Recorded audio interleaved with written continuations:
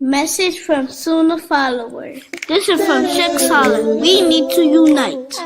Sisters, wear your hijab. Wear your beards. Be proud of your beards. Stay home, stay home, stay in your home. Stand up, unite, and stand for Allah subhanahu wa ta'ala. That's right, Saleh. We all should stand up in solidarity, not transgressing the limits of Allah, but standing together with patience and understanding. This is Sunnahfollowers. With dignity, humility, and balance. If you want to learn about how to balance and maintain your faith every day, you need to be here at 6:30 p.m. Eastern, being taught by Ustad Leila Shiva, streaming on all major platforms. Channel Sunnahfollowers. Hope to see you there, inshallah.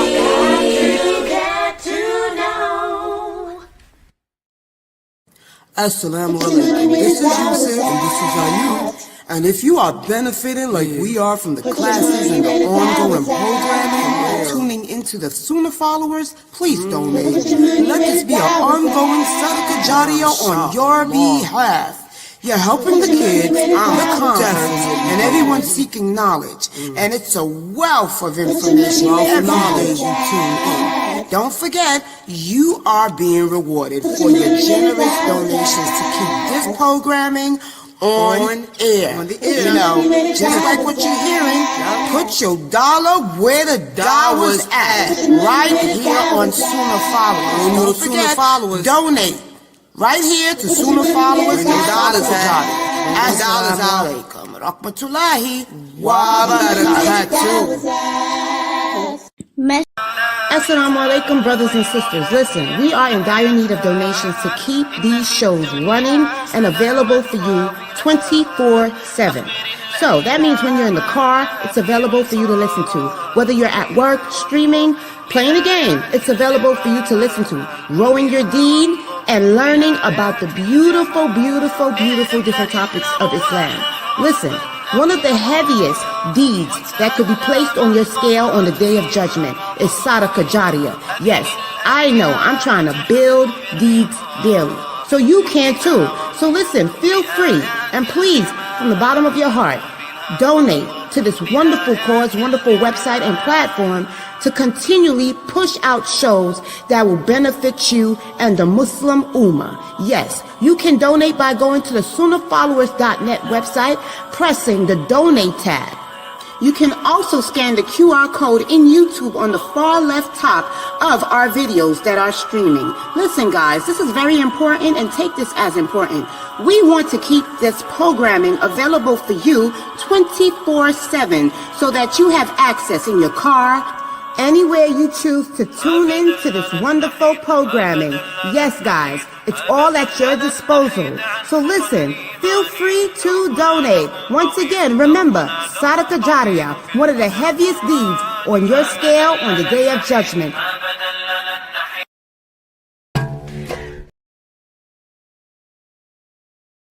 Ina alhamdulillah, wa salat, wa salam ala wa rasulullah. I'd like to welcome everybody to our Sunnahfollowers Kids and New Shahadas program for this week. And this is the class that we have every Sunday, where we're going over the book entitled Juz Amma, which goes over this is a book written by Dr. Karim Abu Zaid, and we're covering the last 33 chapters of the Quran. And what we do in this class is we summarize. We're summarizing the meaning of those last 33 chapters of the Quran, giving the meaning of them. And also we're covering a book that's written by Sheikh Muhammad Saeed Atli, a book entitled He Was, which speaks about the character of the Prophet Muhammad sallallahu alaihi wasallam, to better give you an idea and an understanding of our Prophet Muhammad sallallahu alaihi wasallam and his character, so you can try to emulate it and incorporate it within your life. So both of those books can be purchased on Amazon. Sheikh Muhammad Saeed Atli's book is less than $10. And I highly recommend it being a part of every Muslim home's library. And Dr. Kareem Abu Zaid's book is only $19.99. And I highly recommend it also being a part of every Muslim's library. This book, My First Juz Amma, is written, for kids. It's on a 3rd grade level. But even though it's written for children, my new shahadas enjoy this book too, because it's so simply written that is giving them a great understanding of the meaning of those 33 chapters of the Quran. And so I highly recommend it for the entire family. So let's go ahead and get started. I'm going to put today's chapter, today's PowerPoint up on the screen. And I am streaming simultaneously on so many different platforms. If you are watching me and you're not logged in on YouTube, please log in on YouTube. Open up a tab on your cell phone to YouTube and go to my channel Sunnahfollowers. And open up a tab there so you'll be able to see my PowerPoint, which is my background. I am also streaming on Instagram. I am streaming simultaneously on Facebook, on Twitter, on Twitch, on Rumble, on Kick, on all the major platforms, LinkedIn, so just open up a tab. Go to the channel Sunnahfollowers and you will see and click on the live stream there, YouTube, and you will see me there. And I'm getting ready to put the PowerPoint up now. Okay, and everyone can see. And you can also feel free to join my Zoom room. The Zoom room is located, you can go to the website, www.sunnahfollowers.net, and click on the tab that says Join Zoom Room. And that'll bring you automatically into my live Zoom room, and you can participate there. And here's the 2 books that we're teaching from. My First Juz Amma, and this is the book he was. And that's a picture of Dr. Kareem Abu Zaid at the top. And that's Sheikh Muhammad Saeed Atli. Okay. And that's me, yours truly, right there. And so we're going to start off with My First Juz Amma, which are the last 33 chapters of the Quran. And this is how the book looks. For those of you who do not have a copy of the book, you can purchase it on Amazon, and that's how it looks. This is a picture of Dr. Kareem Abu Zaid. That's how he looks. And tonight we'll be covering the chapter of the Quran known as Ash-Shams. Ash-Shams. We're going to summarize the meaning of this, one of my favorite chapters. One of my favorite chapters. I love to recite this chapter in the beautiful tajweed because it shakes your heart. And when you pronounce, I love the tanween. When you recite this surah of the Quran using the perfect tajweed, the qalqala, and the tanween, it's just beautiful. But anyway, we're going to go over, this is not a Quran tajweed class. This is a tafsir, or the explanation of the meaning. A lot of people can recite the Quran with beautiful tajweed. That's easy. That's one of the miracles of the Quran. As the Prophet Muhammad sallallahu alaihi wasallam said, Allah has made the Quran easy, the Arabic easy to pronounce. It doesn't matter what language you speak, it's easy on the tongue. The easy thing, it doesn't matter. You can twist your tongue to learn how to pronounce it. But the hard part of the Quran, that even the Arabs themselves struggle with, is understanding the meaning. And you'd be surprised, most Arabs themselves do not understand or speak even the Fusha, the language of the Quran. You'd be surprised how many Arabs read the English transliteration because they don't understand the meaning of classical Arabic. Okay, they speak slang. They don't speak Fusha. That's something that most people don't know, but the Arabs know.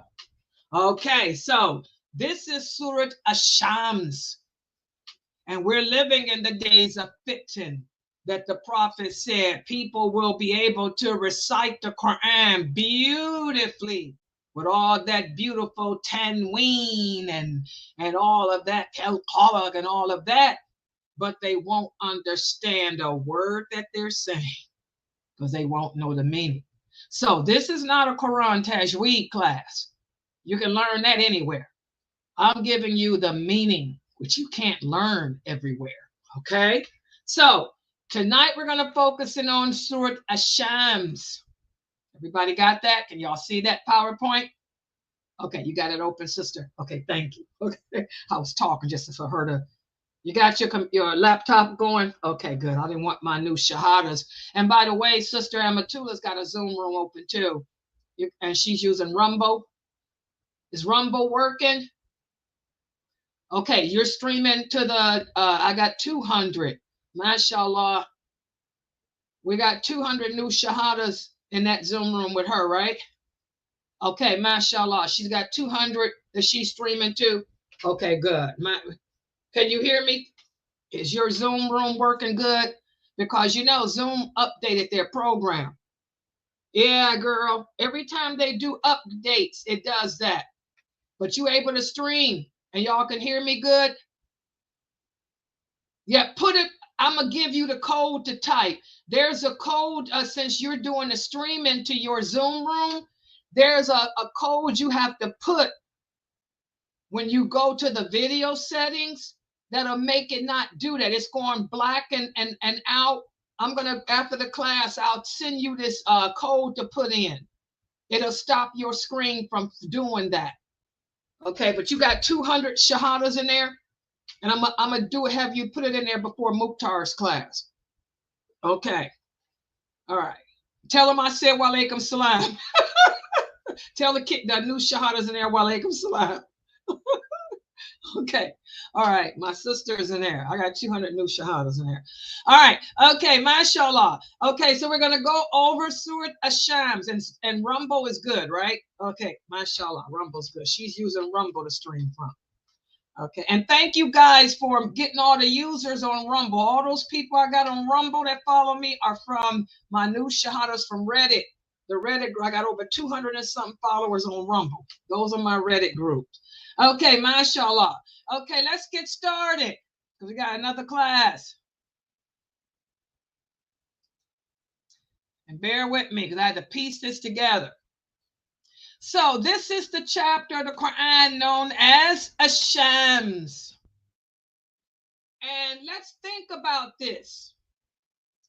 Imagine long ago in the city of Mecca. So the simple fact that this chapter of the Quran is being revealed in the city of Mecca, that tells you once again that this chapter of the Quran has to do with what?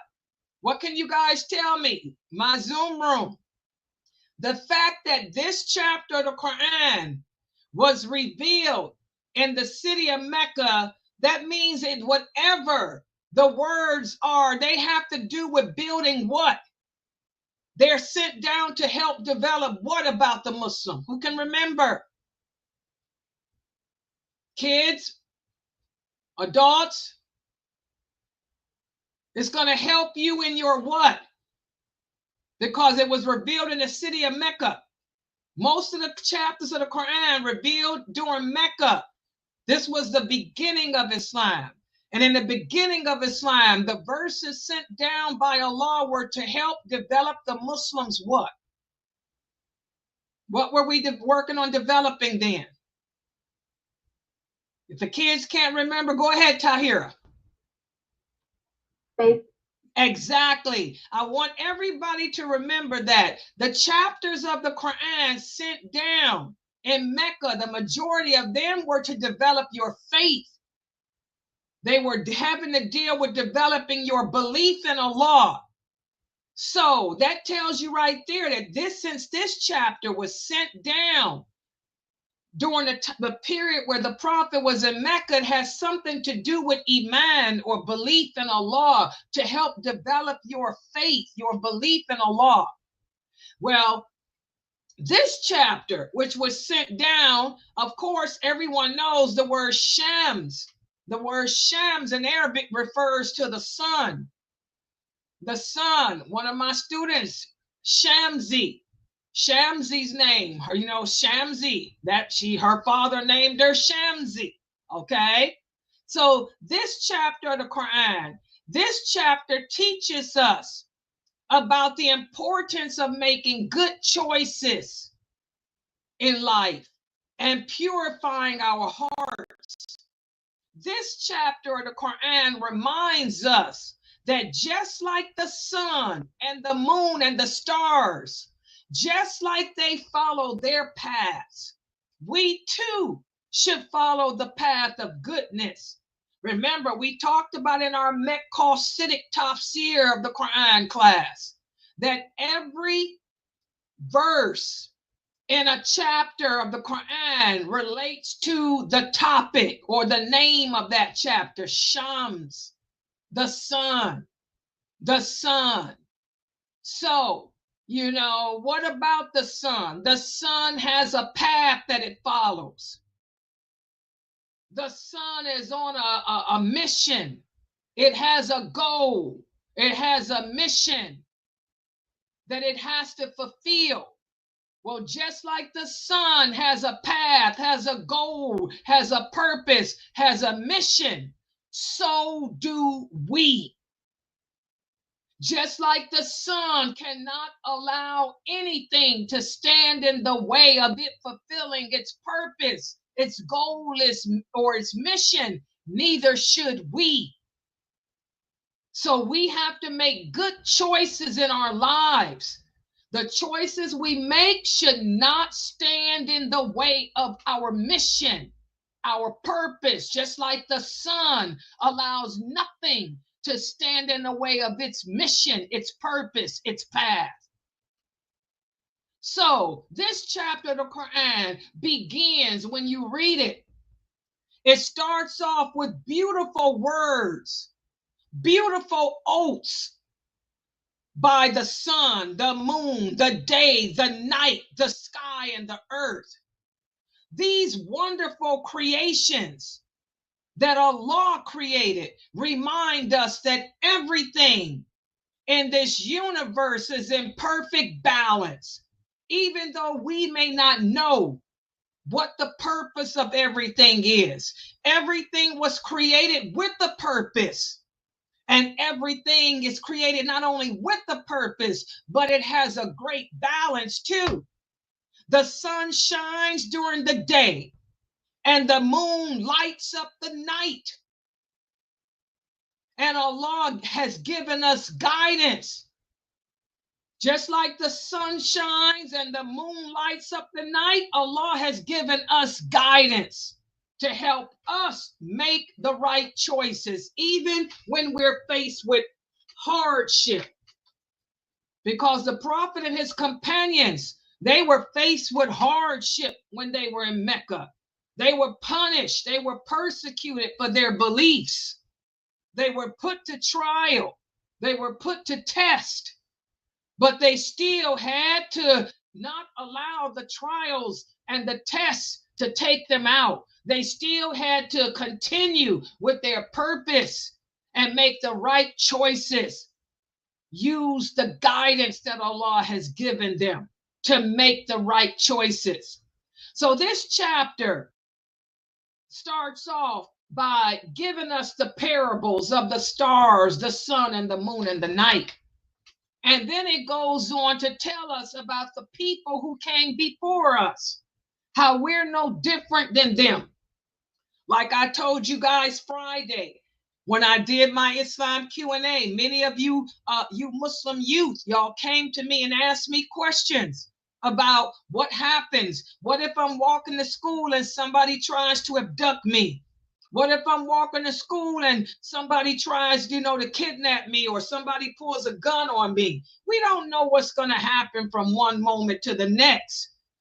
But we be prepared, expect the worst. You might have to make a choice, a split-second choice. But your faith, your belief in Allah, the guidance that Allah has put in your heart is there to help you make those split-second choices. And Allah gives us examples, from how the people that came before us made split-second choices. Some were good, some were bad. And in this chapter, he talks about a group of people named the Thamud. Allah gave them clear guidance from Prophet Salih, but they chose to ignore his guidance instead of listening to him, because he gave them the guidance of how to make good choices. He taught them that you never know when you're going to have to fall back on that guidance. But they didn't pay him no attention, and they ended up doing something wrong. They ended up harming a special camel that was sent by Allah as a sign to them. And because of their bad actions, they face severe consequences, because whatever choices we make in this world, they come with consequences. That's why we have to pay attention to what our parents say. Pay attention to the guidance that Allah gives us. When we come to these Islamic classes, we have to pay attention to what Allah is saying in the Quran, what the Prophet Muhammad is telling us in these hadiths, what our Islamic teachers, what the imams are saying in their khutbahs. Because you may have to fall back on that knowledge. You're going to have to fall back. Well, these people didn't pay attention. They never paid attention. And because of their bad actions, they had to face bad consequences. So that story taught us that for every choice we make, we have consequences, and it's always best to choose the path of goodness. Like I was telling you guys Friday, you could be walking home from school. Somebody drive up and try to abduct you. You got to fall back. Do you sit there and go willingly? No. You remember, Islam teaches us to fight to the death. Islam teaches us that we don't go willingly. Islam teaches us that anyone who dies fighting to protect his life, protect his property, or to protect his family dies the death of a martyr. So we don't fear dying. You want to kidnap me? I'm not going down. I'm going to fight to the death. Pull a gun out. I don't care about the gun. I'm going to fight you. Kill me. I die a martyr. So we make that conscious decision to die as a martyr. I'm not going easily. You ain't raping me. You ain't abducting me. I'm not going to be sold as a human trafficker and human trafficking. I'm not going to be raped. I'll die a martyr under the umbrella of martyrdom and be with my Lord. See, you have to fall back on the knowledge that you learn. Split-second choices. Okay?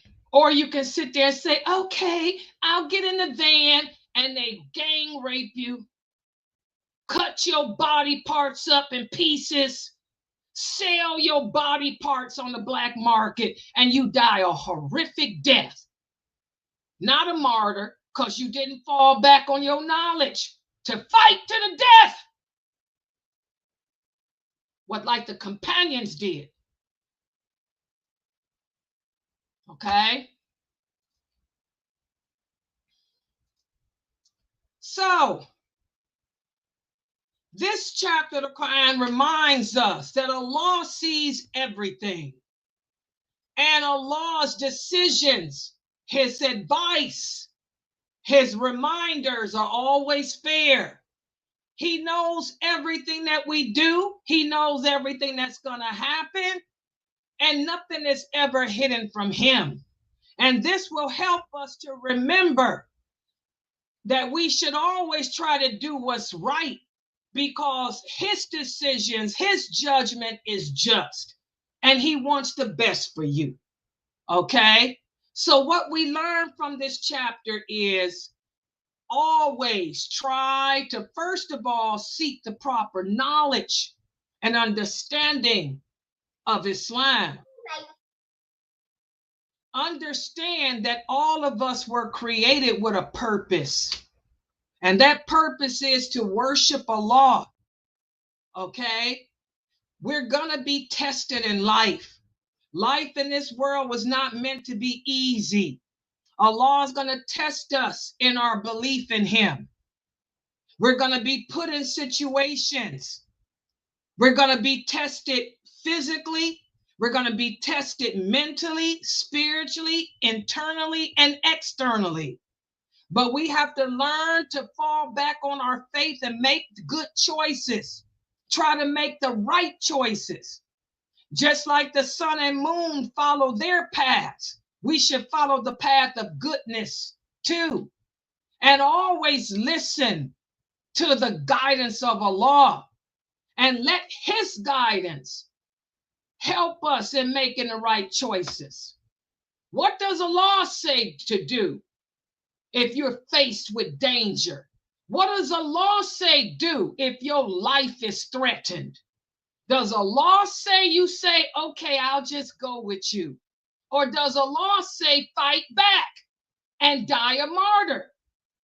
What does Allah say do if you see $1,000 laying on the ground? Does Allah say pick it up and steal it? Or does Allah say turn it into the store in which you found it and say, here, I found this money in front of your store?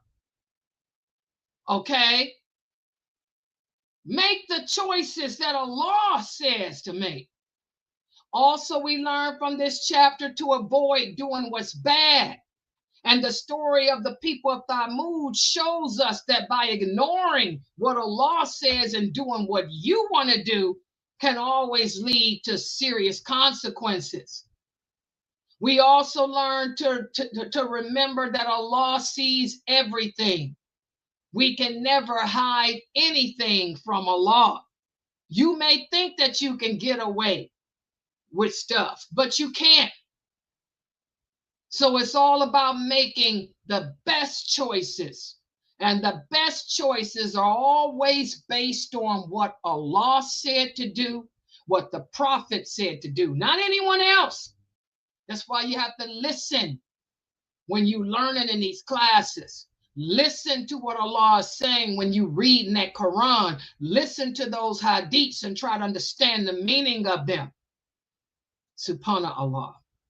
So, let's ask you some questions to see how well you understood this. And that's the summary of Surat Ash-Shams. First question. Surat Ash-Shams was revealed in the city of Medina. Is that question true or false? True or false? This surah was revealed in Medina. Go ahead, Asma and Najma. False. It says Mecca. Good job. This is false. This chapter of the Quran was revealed in Mecca, not Medina. If it was revealed in Medina, it would have been about laws and regulations. It wouldn't have been about faith. Good job. Next question. True or false? This chapter consists of about 15 verses. What do you think, dear Mani? True or false? You guys agree? By the way, that's the wrong question. I didn't mean to put that in this one. Let me go past. That's a different class. I'm sorry. I was talking on the phone. I apologize. I was talking on the phone doing another class question. Let's go past that one. Okay, this is the right question. I'm sorry, guys. I was on the phone. Next question. I'm sorry, I was the wrong one. Ashams focuses on external struggles and battles. Is this question true or false? True or false? Go ahead, dear Monty. Do this one. I'm sorry. What do you think, dear Monty? It's talking about external, which means struggles and battles that are fought outside. Like wars and wars against the Qurayshi people. True or false? What did he say? True. Do you guys agree? He said true. You guys, what you say, Tahira? I'm sorry. Go ahead, Tahira. Yeah, it's true. Does everybody agree? Is this true? It's talking about external struggles and battles. Or is it talking No. about, who was that said no? That's my Najma. Yes, it's basically talking about what, Asma? Go ahead. It's talking about making good choices in life. Exactly. It's talking about choices, which is more internal. You know, making good choices in life. That's more of an internal battle than an external battle. You know, whether you're going to make a good choice, choose to do good as opposing to choose to do evil. That's more internal than external. Good job, Asma. What about this? True or false? The people of the Thamud are people who live their lives obeying Allah. That's true or false? Go ahead, Amalia. The Samud people did not believe in Allah. They did bad choices. Exactly. This is false. In fact, they didn't believe in Allah. Exactly. They disobeyed him. Exactly. Allah destroyed them and left their ruins behind. Good job. You can find their ruins in Jordan. Good job. This is false. Okay, next question. Make sure I got the right question, because I'm telling you, I was on the phone talking. What things do Ashams build upon from earlier surahs like El-Balad and El-Fajr? Does it talk about life's ups and downs and how they shape our character? Or does it talk about money and power? Or does it talk about physical strength and courage? Or does it talk about artistic talent? What do you guys think? Go ahead, Corday. Life ups and downs and how they shape our character. What do you guys think? True. Good job, Corday. Exactly. It really is speaking about life's ups and downs and how the problems of life, you know, can shape our character. You know, that's where, you know, choices come in. We may find ourselves struggling to make, you know, have to make hard choices in life because of life's ups and downs. Okay. Good job, Corday. Good answer. I'm glad you answered that one. Next question. Who did the Thamud ignore that led to their downfall? Did they ignore Prophet Abraham? Or did they ignore Prophet Salih? Or did they ignore Prophet Moses or Prophet Muhammad sallallahu alaihi wasallam? Go ahead, Amalia. Prophet Salih. You guys agree? She said Prophet Salih. Yes. MashaAllah, good job. Yes, they did. It was Prophet Salih. Exactly. They ignored him. Oh, yeah. And they had to suffer the consequences, just like so many people are ignoring the Prophet Muhammad sallallahu alaihi wasallam today and are going to suffer the consequences as a result. Oh, yeah. What happened to the Thamud is going to happen to a lot of people today. And so now we're going to move on to our hadith of the week. And this is one of my favorite hadiths that I like to emphasize a lot to everyone here. how and then, by the way, this is Sheikh Muhammad Saeed Atli. He's the one that wrote this book. And this is how the book looks. And you can purchase this book on Amazon. The book is only $6. Make sure your mom and your and everyone buy this book off of Amazon. Is only $6. And tonight we're going to be covering the following hadith. How the Prophet Muhammad sallallahu alaihi wasallam used to make short supplications when it comes to making your personal supplications. And everyone here should get in the habit of making his or her own personal supplications. I make personal supplications to Allah all the time during the day. As I sit here alone doing my PowerPoint, y'all see me in the Zoom, I be talking to myself, I be really not talking to myself, I be talking to Allah. I talk to Allah like he's a person sitting right here next to me, telling him what's going on in my life, my insecurities, my fears, my angers, my anxieties, all of that. And then I make personal supplications. I make up my own dua. I don't ask people to make dua for me. I make my own dua. Like the Prophet sallallahu alaihi wasallam said, the best supplication comes from your heart. Okay? The Prophet used to make short supplications, but he would make the wording powerful.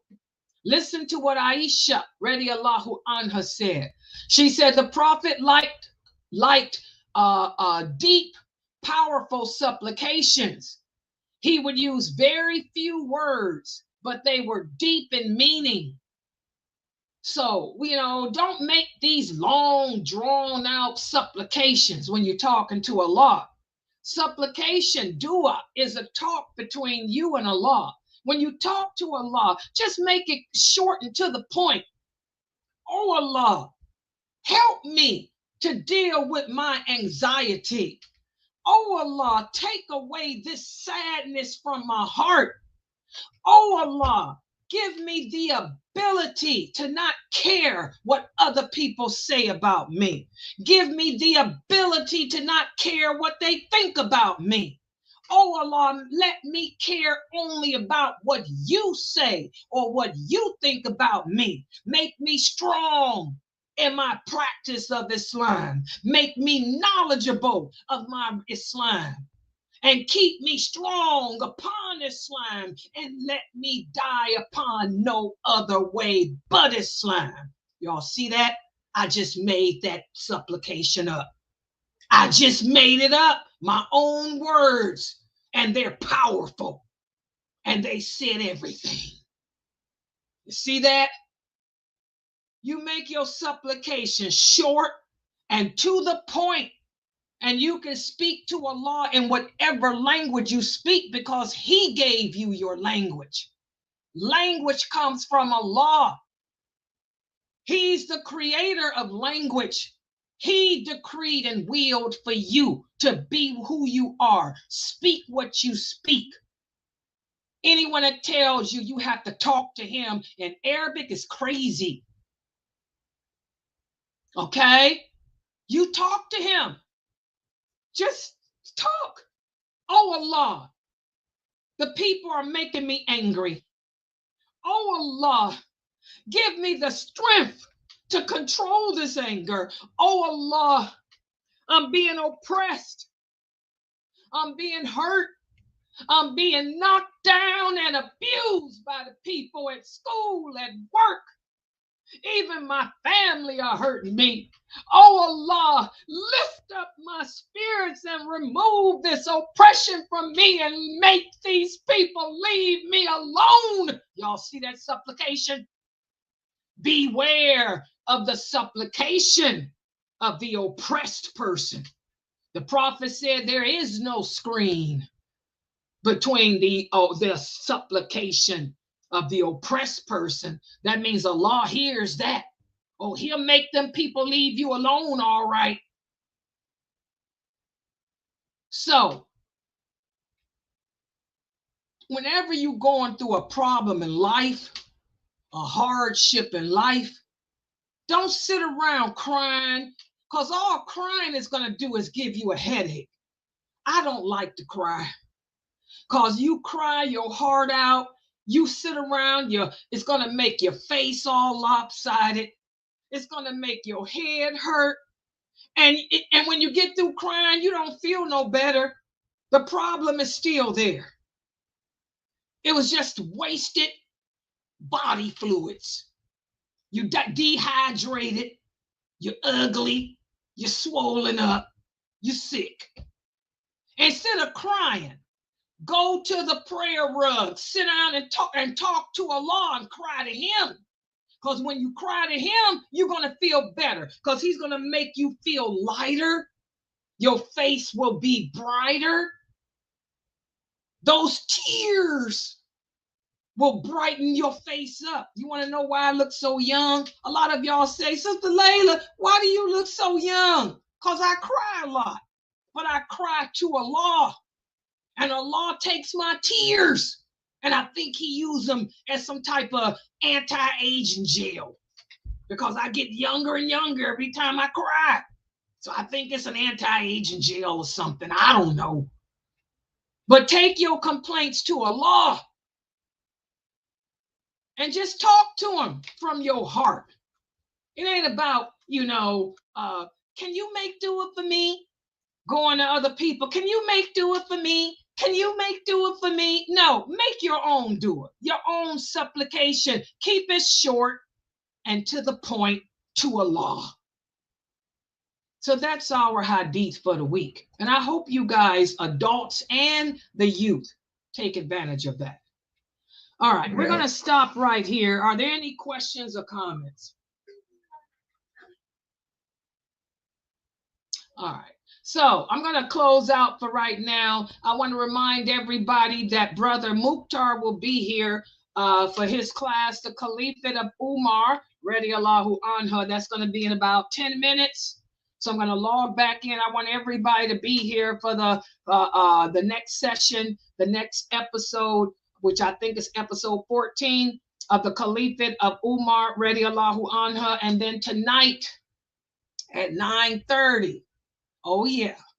We'll be continuing our journey of Prophet Abraham, alayhi salam, and how he had to approach, how he approached the people of his country and how he called them to Allah.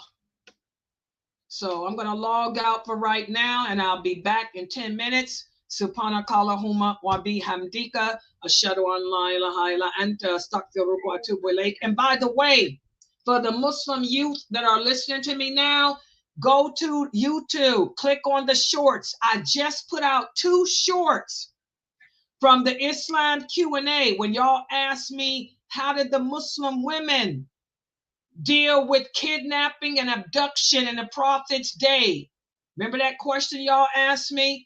What did the women do in the time of the Prophet to avoid being kidnapped and raped? I put my answer out as a short. And also the other question about what did the Muslims do when their lives were threatened back in the time of the Prophet? If a person's life was threatened, how did they deal with it? I put those 2 answers out. I'll put the rest out later. But I put those 2 out because those were the 2 big questions that you teenagers wanted answered. So I put those out. Please share them. Those are the hadiths. I gave y'all the dalil. Share them to the rest of the Muslim platform, TikToks and stuff, because you Muslim kids got to wake up. Y'all sitting around. We're supposed to fear death, except when it comes to your life, your property, and your family. Those are the only 3 instances in which we don't fear death. When it comes to saving your life, your family, and your property, we Muslims don't fear dying in those 3 instances. And that's something that your parents are going to have to teach you kids. All right. My parents taught me that. The companions taught their kids that. Okay?